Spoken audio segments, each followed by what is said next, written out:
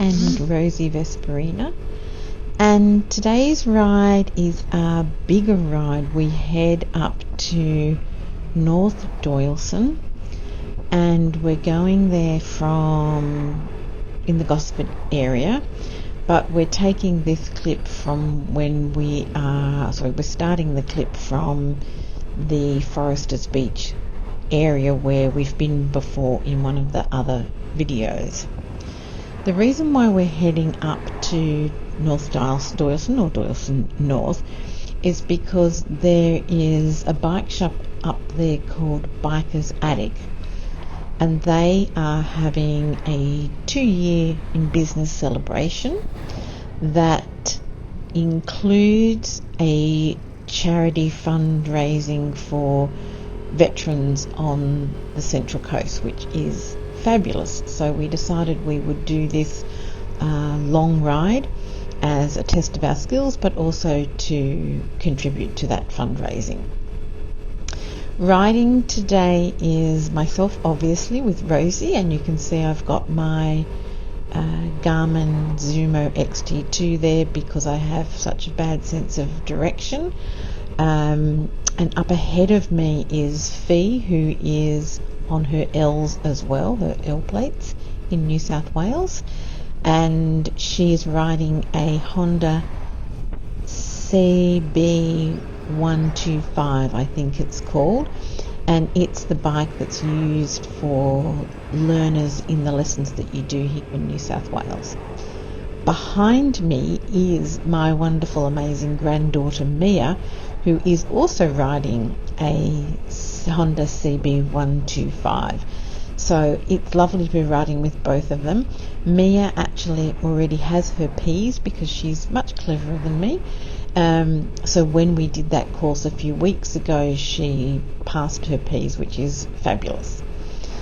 So we are heading along Foresters Beach now, heading up towards the entrance, which is where we stopped and had our lunch last time when I did a video. But instead of just going over the bridge and having a look, we're going to go over the bridge and then we're going to keep travelling north, following the coast as best we can. It is an amazingly beautiful sunny day, but we started off from my house, Mia and I, at around 8:30 in the morning, and it was absolutely icy cold, freezing. I had thermals on underneath my bike pants.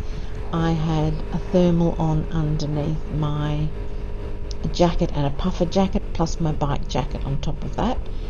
But the gloves that I usually wear are more of a summer glove, and so by the time we got from North Gosford, where I live, to Greenpoint, where we were meeting Fee, my fingers were absolutely freezing, and my cheeks were absolutely freezing as well. So I think there is some wind getting in underneath my helmet, because I checked the vents and they were all closed, but it was freezing. So I need to do something about that. So different gloves and finding a way to make my cheeks not frozen. And I know some people wear balaclavas underneath their helmets, and certainly when I snow ski, I wear a balaclava underneath my ski helmet. So that might be the same case for riding the motorbike. We're heading now close to the entrance and over that bridge. That's coming up in a few minutes. The other exciting thing that happened this week is on Friday I did a course in Sydney, and it was a practice course for the P's Most test. It was fabulous. It was with a company called, I think it was Stay Upright, and they were in Clyde in Sydney, and they've got a few other locations as well. And the instructor's name was Paul, and he was superb. very caring, very understanding, very patient, everything that I need in an instructor. He was it. So the course was actually 2 hours long, and the first little bit of the course was about some general road rules and what is involved in the most course. And then the remainder of the lesson was just practicing the elements of the most course. Perfect for me. The people that were in that course with me, there were 4 other people. They were predominantly people who had come over from overseas, either Australians that lived overseas and then moved back to Australia and had been riding their motorbike overseas for a length of time but needed to convert that to an Australian licence. So there was one Australian that had lived in Indonesia for 11 years, and the other people were from various locations, a couple from Nepal who were trying to convert their licences. So I stayed for the first hour of just practicing the elements of the most, and then I left and they continued on to do the most exam. So I have no idea whether or not they passed, but they looked pretty competent when we were doing the testing. What was also interesting about that was that I didn't take Rosie. Obviously, I'm not comfortable riding Rosie all the way to Sydney, and so I used their scooter, which is a little 110, I don't know the brand, but it was small and it was incredibly light and so easy to manoeuvre around the cones and to do the U-turn. So those elements of the P's course that I really struggled with on Rosie a couple of months ago, I found so much easier on the smaller scooter. So I'm going to go back to that place and do some more lessons and potentially do my P's most test there using their scooter. So we'll see how that goes. So this is where we got to last time, where we pulled over and had a little break.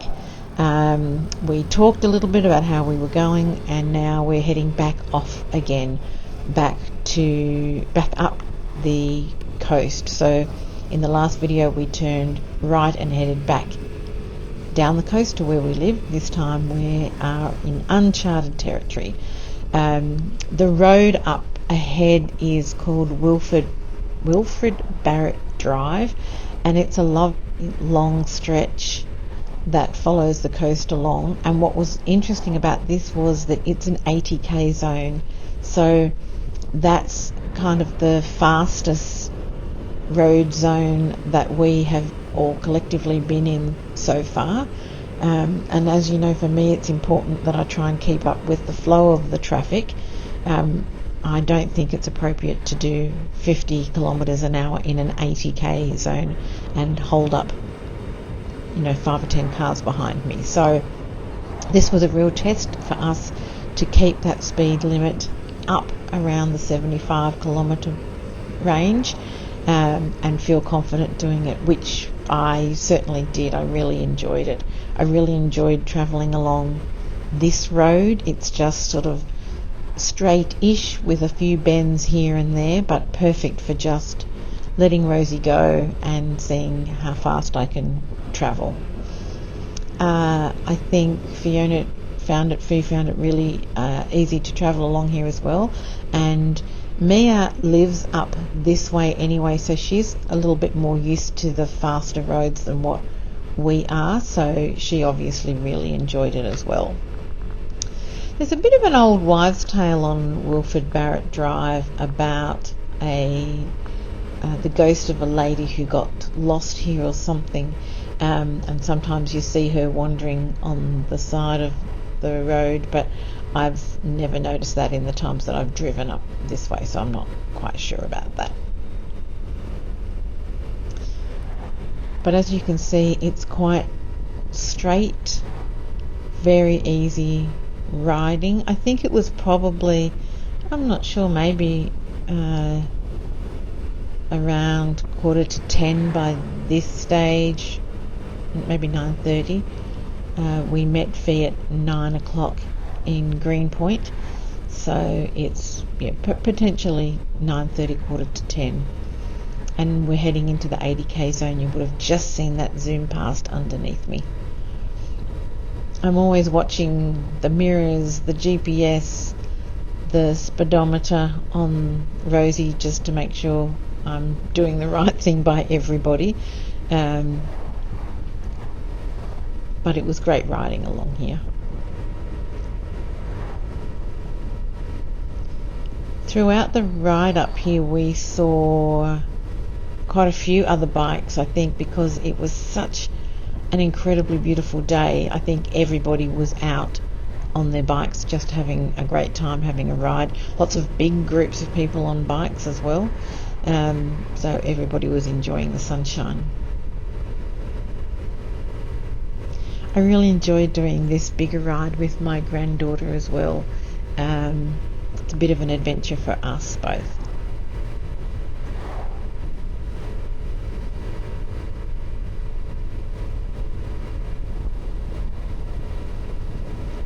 Mia was also wearing a GoPro on a neck strap, similar to the neck strap that I was wearing. I mentioned in the last video that I was wearing a neck strap that I'd got from Amazon, and I had my DJI Osmo Action 5 Pro on attached to that.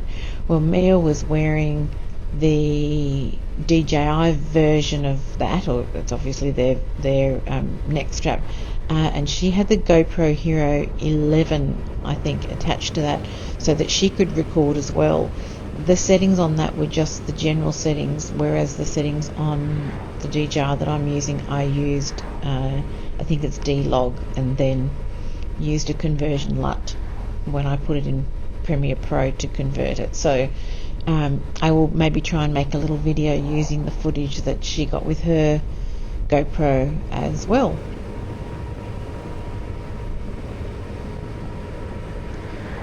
We're still riding along this beautiful road. There's plenty of bush along here too. On our right is the beach, and on our left there are some really great walking trails in there that I've done quite a few times over the years. Not too strenuous, just a really nice sort of way to stretch your legs and have a bit of bush and enjoy the scenery, and some incredibly beautiful trees in there, so that's really worthwhile. You can see there's some little spots to park along the side here so that you can get into the bushland. Looks like Fiona's way ahead of me in this section here. She must have really put the throttle. I don't know what the term is, but in a car you'd say you put the foot down, but I guess she's really twisted the throttle, if that's a saying you use in bike world. I don't know. I'm not really a biker, so I don't really know. But great fun on that straight part. You can see how straight it is actually on the Garmin map as well. I kind of knew where I was going along here, but I do like to have the Garmin running as well, because once we get to the end of this road I don't really know where I am, and so having the Garmin really helps. Fee had been up to this shop, the Biker's Attic, before, so she knew where she was going.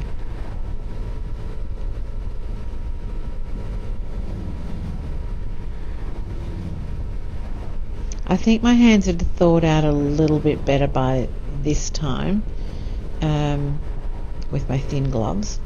I had a thicker pair of gloves that I'd brought maybe last month that I thought were okay, but they were extremely tight, and when I tried to ride Rosie on them, because they were so tight, I found it really hard to feel the throttle and to reach for the brake levers, and so I haven't been using them, and I ended up giving them to Mia so that she had warm hands, because she was struggling with freezing hands as well.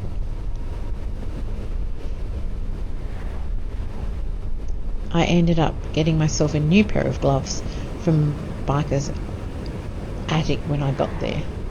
Very lovely people in that shop.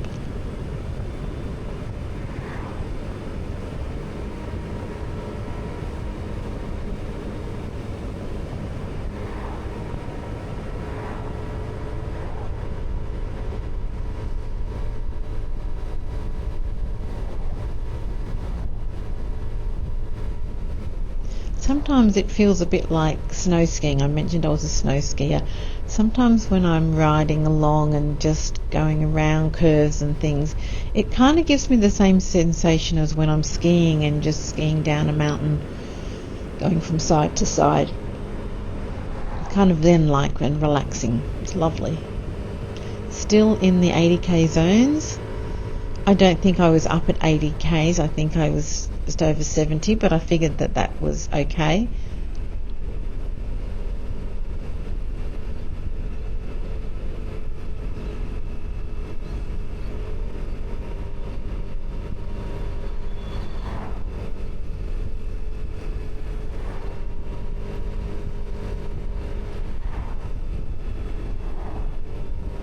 The good thing about this ride was that we had a little bit of everything. We had these long stretches at 80k's, but we also had sections later on in, which I'll put in another video potentially, where we had sections of 40k zones and 50k zones and lots of roundabouts and lots of traffic lights. So in terms of building our skill, I thought it was great that we got a little bit of everything to practice. And to practice with other people, you feel just that little bit safer. Even though we're both, Fee and I are both on L's, me is on her P's, we're still all very new to riding. And so it's nice to do the riding with other people and just, if something goes wrong, there's somebody there to help you.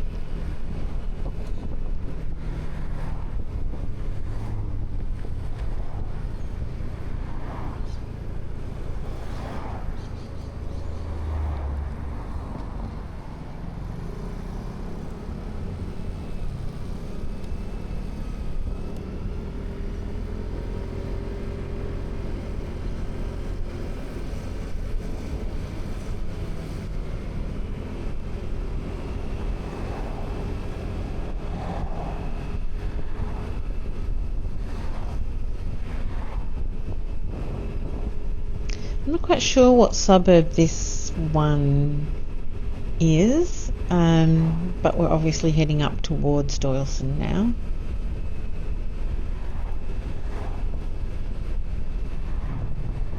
Lovely and flat here.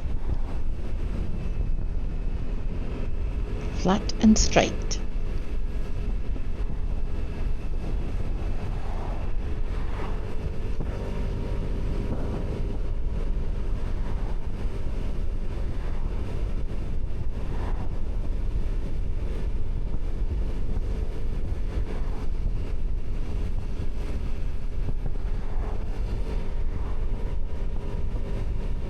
It certainly got lovely and warm in this part here because you can see the sun there, and lovely and thawed out and warm.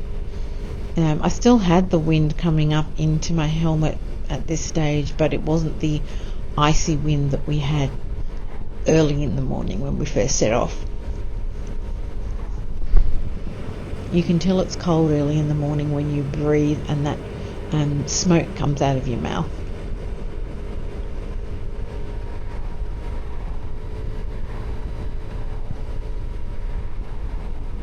Look at all these beautiful trees. I love being in nature.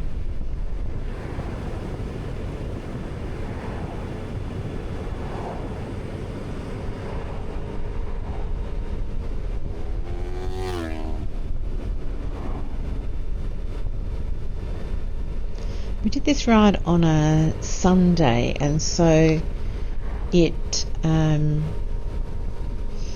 wasn't excessively busy. There's still a few cars out on the road, but it wasn't too bad at all.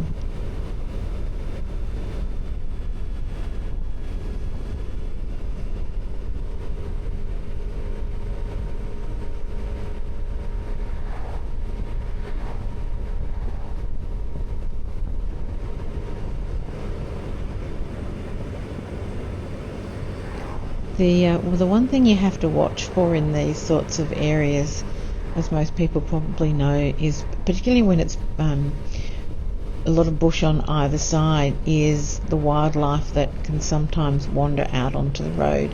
It wasn't sunrise or dusk, and so that's when, here in Australia anyway, that's when the likelihood is the greatest of something coming onto the road, particularly kangaroos, but they can come across the road at any time. It's just more likely at dusk and at sunset. So you've always got to kind of have an eye out for that, as well as a just in case something jumps out in front of you. I don't know, I've hit an animal when I've been driving, when an animal's jumped out in front of me, and that's done enough damage to the car. I can't imagine what that would be like if a kangaroo plonked on top of me when I'm riding Rosie Vesperina. I think I would come out worse than what the kangaroo would, for sure.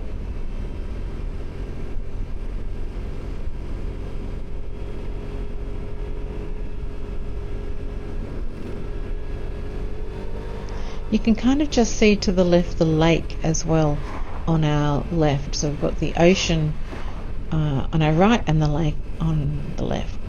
What an amazing place we live in on the Central Coast.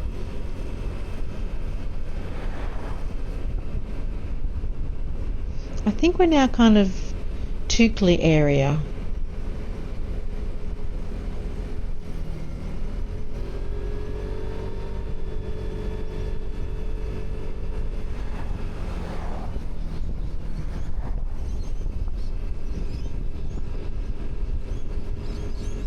I also thought that I had put the settings on the DJI Osmo Pro on ultra wide, but this doesn't seem like it's an ultra wide view, so I'm not quite sure what happened there. Maybe I didn't save the settings when I was playing with them, but this looks more or less like the view that I've had in the other videos, so I'm not quite sure what went wrong there.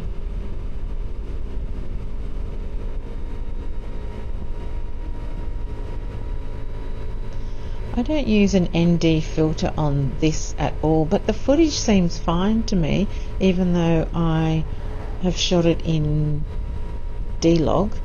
I have the sharpness and the grain down to -1, I think.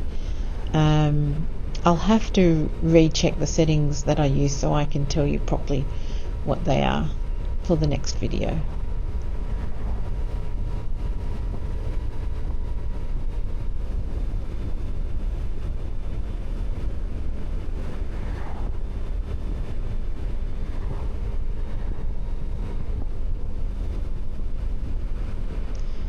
We're in the process of planning our next ride, which will be an even longer ride. I'm part of a group on Facebook that is specifically for women riders on the Central Coast, and there's a few other learners in that group, and so we all sort of try and organise a ride. I've mainly ridden with Fee, but there's another lady in the group who's organising a ride in the next couple of weeks, which will be even further north for me to ride to. So that's great. That's another adventure. I like it because you get to stop for lunch and for coffees, even though I don't drink coffee, but you get to stop to have a latte. What do I have? A chai latte and a snack, and sometimes lunch. So it's a real social event, which I really like. And lovely ladies in the Facebook group.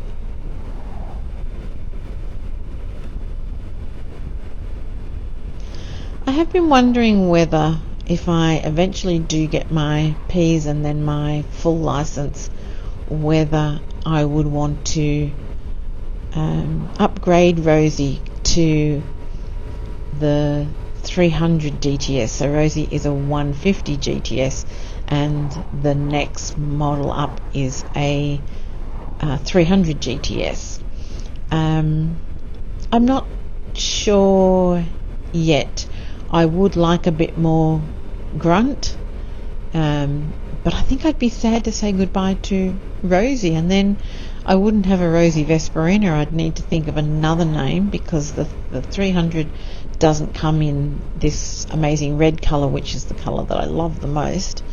The other thing I had been thinking about was, I wonder if when I get my full licence I might like to consider a geared bike like the Royal Enfield 350 Classic. Like it. I did have a little turn trying Mia's geared bike and getting it into first gear and doing a little practice. But yes, I don't really know how to ride a manual bike. Oh, that's the other thing I did too, I forgot to say. The day before this ride, I went to the local university car park, because on the weekend there's hardly anybody parked there, and I took some chalk and a tape measure, and I drew out the 6.1 metre wide box that you need to be able to do a U-turn in, and I practiced that for about an hour, doing a U-turn within the 6.1 metre box on Rosie.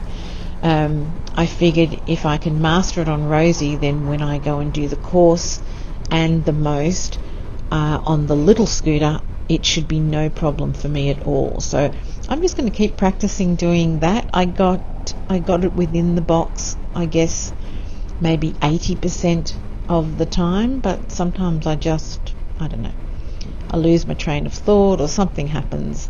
But I also think it's the nervousness of doing it on the day that's an issue as well. But so I bought myself some cones so I can practice the cone weave. I bought the chalk, I've got the tape measure, so every now and then I'll head out to the uni and draw myself up a little course in the empty car park and practice those manoeuvres. Those are the ones that you need for the most, along with obstacle avoidance, and the stopping quickly is another one that you have to do, and the cone weave and then stop in a box. I think that's all of them. I can't quite remember. But it's mainly the cone weave and the U-turn that I have the most issue with for some reason. I just don't feel like I can manoeuvre it, Rosie, nimbly enough.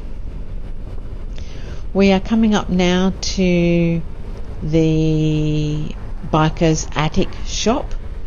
What was really funny about this and not shown on the camera is when we pulled into the car park where this was, we realised just how many other people on bikes was there. Apparently about 140, and they were mainly Harley Davidsons and other really big bikes, and mine was the only little Rosie Vesperina Vespa there in a sea of enormous Harley Davidsons. But some people really liked that. Some kids wanted to come and have a sit on it and just feel like what it was like to sit on her. So that was nice. And some other bikers, were curious about Rosie. But yes, we thought it was really funny that the three of us were on these tiny little bikes, and learners and P-platers, and they're all on these enormous bikes that absolutely sound like thunder when they start their engines. They were amazing, and they were beautiful, just beautiful. That people took so much pride in their bikes. It's lovely to see. Here we are pulling into Biker's Attic. So thank you for watching the video today. I'll see you in the next one. Bye for now.